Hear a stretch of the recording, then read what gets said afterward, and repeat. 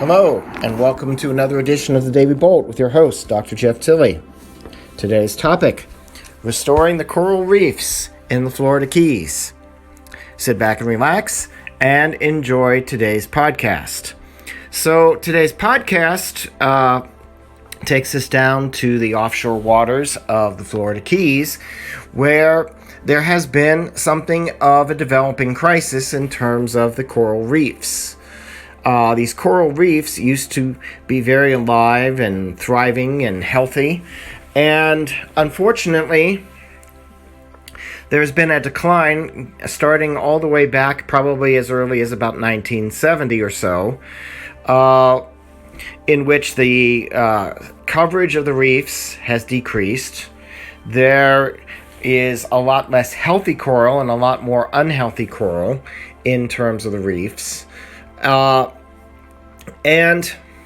The entire ecosystem that the reefs support, which includes many, many small marine animals that live in and around the reefs, has also been declining, which also even goes up the food chain and affects fish and fisheries. So this is not a phenomenon that is unique to Florida, but it is a place where there has been recently a coalition get together to stop and halt the decline of the reef ecosystem. And there are some places where the coral cover used to be as much as 25% off the Florida Keys. Now it's as low as 2%. Well, what's causing some of this?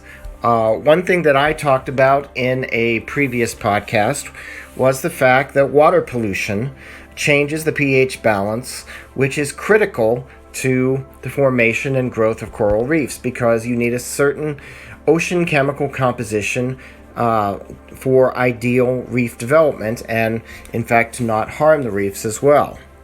If the pH of the ocean water, the acidity or the alkalinity, changes significantly from within a certain range, the reefs do not thrive. And you see a gradual decline, particularly first in their color. Coral reefs, when they're healthy, have a spectacular array of colors, which many scuba divers can certainly identify and provide a lot of evidence of. But it's not just pollution. There's also some issues with water temperature. And as ocean temperatures have risen slightly over the past few decades, we have seen some decline in reefs from that as well. That is one of the demonstrated negative impacts of a warming planet, is that the reef growth is also relatively sensitive to ocean temperatures. And warmer temperatures tend to promote slower growth at best. They don't necessarily promote the decline. The pollution does that heavily on its own, but it certainly changes the growth rate of the coral reef. And finally, tropical storms and their tracks.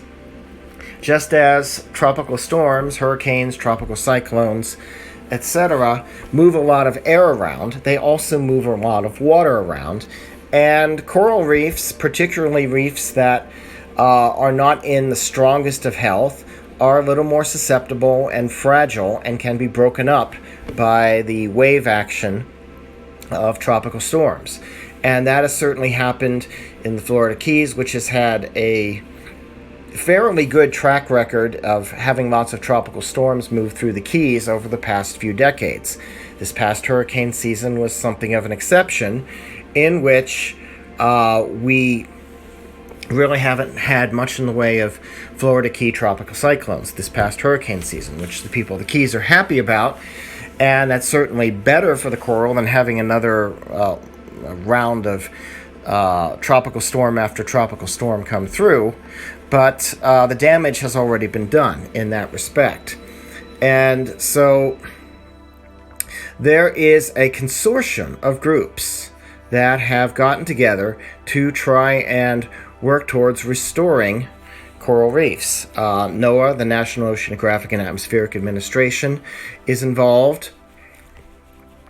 A group called the Coral Restoration Foundation, which is a privately funded group, the National Marine Sanctuary Program, the staff at the Florida Keys National Sanctuary, the Nature Conservancy, a certain private marine lab, and the Florida Fish and Wildlife Conservation Commission are all partnering together for this Mission Iconic Reefs project in the Florida Keys. And it's actually fairly simple. It takes money to do, which is good to have all the partners. You have lots of stakeholders, lots of people with skin in the game. But fortunately, it's not scientifically a super complicated process.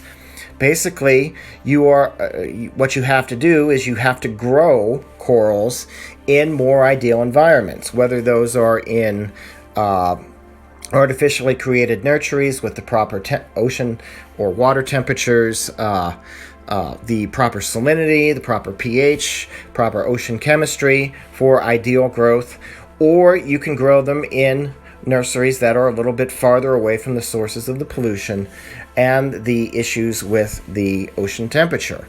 And so we basically do like you do with fish farms, except they're like coral farms.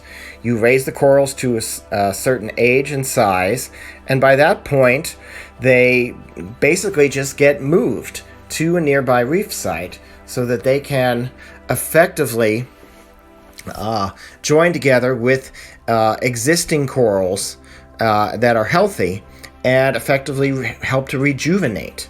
It's kind of like what you do with a forest that has been logged. You grow some small trees, you transplant those trees in the area that's been logged, and eventually they grow and the new ecosystem comes back from where the forest had either been logged or there had been a lot of potentially fire damage, like what's going on in Australia, although Australia is a subject for another podcast. And so it's actually a very simple model.